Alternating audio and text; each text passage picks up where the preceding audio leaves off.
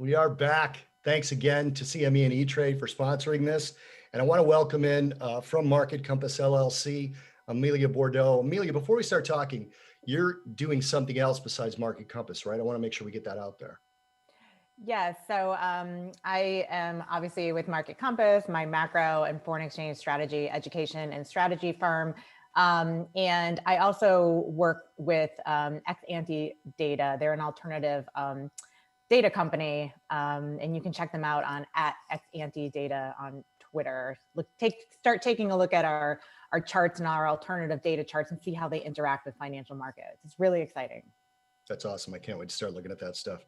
So quickly, you're global macro. We want to talk about global macro. So, I mean, there's so much going on. I don't even want to list it out every time a new guest comes on. We've obviously got stimulus that has to happen, unemployment extension. Give us sort of your macro view, and let's give it a minute and a half, 2 minutes, whatever you can do, on terms of what's going on globally and then what's going on in the US with all the, I mean, there's too many headlines to list.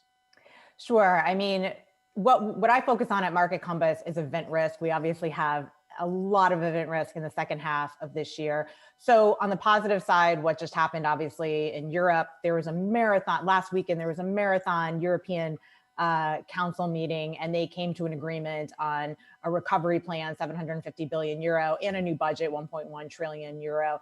So this really lifted the euro, and I know you're seeing that. So this was something very positive. Back in the United States, we're looking at a second round now of fiscal stimulus. It hasn't been passed. It's debating back and forth. I believe it's weighing a bit on equity markets. And we're focusing on the second wave of coronavirus, which had been hitting the Sunbelt states. It's starting to recede. That's really good news. But I do believe that's impacting a little bit sentiment for at least the US dollar. Over in Europe, we really haven't seen a second wave of coronavirus, at least not yet. And we really hope we don't. But they've been having some good numbers in terms of PMIs over in Europe. And that's also kind of adding to some sentiment. Back here in the US, we also have US-China tensions. You saw that last week with the closures of the consulate, the Chinese consulate in Houston, and then another US consulate being closed in Qingdao in China. So a lot going on. We're also obviously heading into an FOMC meeting this week. Q2 GDP, which is supposed to be down like 34% annualized, is going to be released on Friday. It's backward looking, but you never know what a big number like that's going to do to the markets to shake them up. It's still important, right? Because what we're looking at now is data that's coming out versus expectation, even when they're backward looking at kind of this GDP is the baseline that we have to build off of, right? We've got the decimation from the pandemic. Yeah. And this is one of the last baselines we need. We've got our non-farm payrolls baseline. Right. We've got our jobless claims baseline. But in terms of, can you explain to me, because I was mentioning this to you when we were talking during the week, we've been long at the Stock Think Tank portfolio, which is thestockthinktank.com. We've been long the euro since June 24th. We've been long gold since June 1st. But obviously you're a help in why I like the euro, because we talk all the time. But from the perspective of, talked about this with Scott Bauer a little bit.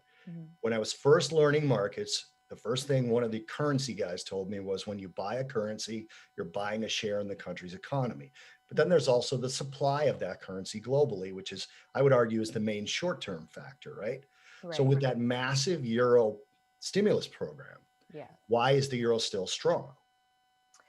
This is really more than a euro stimulus program. It's a sea change, really, in the structure of euro and the EU, how the policymakers envisioned it back years ago when it started. So they said originally, and they've always said since until now, that there would never be a fiscal union in the euro area.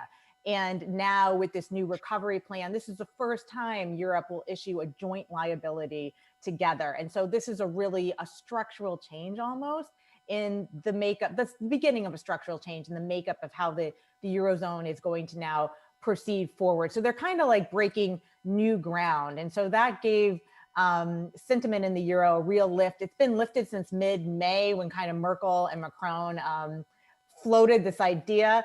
And then with this kind of historic European Council meeting last weekend, which ended this past Monday, a week ago, the idea came to fruition, an agreement was reached, and then euro is, overnight, it just broke 117 top side. So really strong sentiment in euro right now. At the same time, the dollar is declining.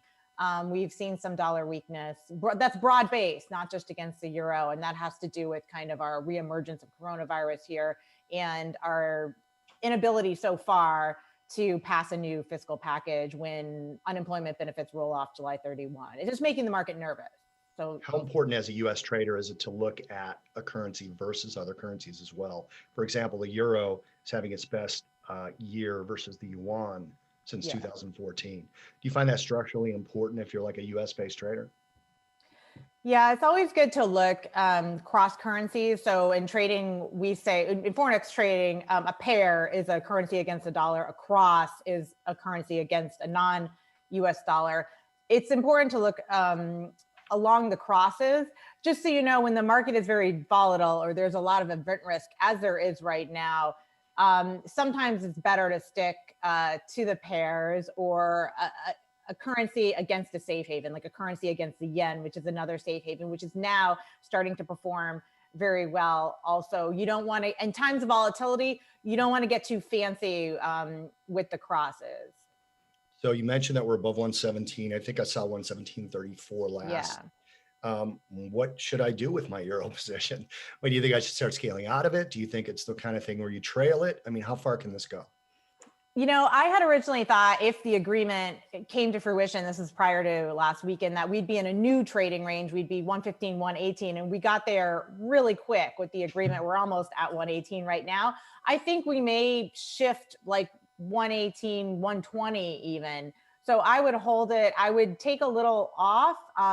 But right now, the euro is benefiting from positive euro. It's benefiting on both sides, positive euro sentiment and negative dollar sentiment. So that's what's really combined boosting it. So if we see anything this week that the dollar starts to strengthen, which would kind of be a risk aversion move, then you'd want to start scaling out of that, taking a little bit off of that euro position. I will have to say, if you saw markets on Friday, everyone, in currency land, it was really interesting because US equities, the three indices, Dow, S&P, NASDAQ, they were all down for the day and down for the week. But interestingly enough, the commodity currencies still outperformed the dollar on the day. And that was a little bit of a breaking of the relationship, the inverse correlation between US equities negative and dollar stronger. That did not happen on Friday. And so we need to watch that correlation further to see if it further breaks down. It's kind of obviously gold is really performing, as you mentioned before. So the safe haven seems to now have switched from the dollar, continuing into gold, and now switching into the yen, which we need to watch very carefully. That had not been the case earlier last week. Okay, last thing on the euro, because I want to give you a chance to talk about dollar Canada. You talked about dollar Canada earlier this morning. Mm-hmm. 5 years ago, Mario Draghi said we're going to do whatever it takes to essentially save the euro. So is that what that is? That package is showing that even without Draghi, they're still going to do whatever it takes? Yeah, that was an epic speech by Draghi, the 26th of July, and it led to massive short covering in the euro.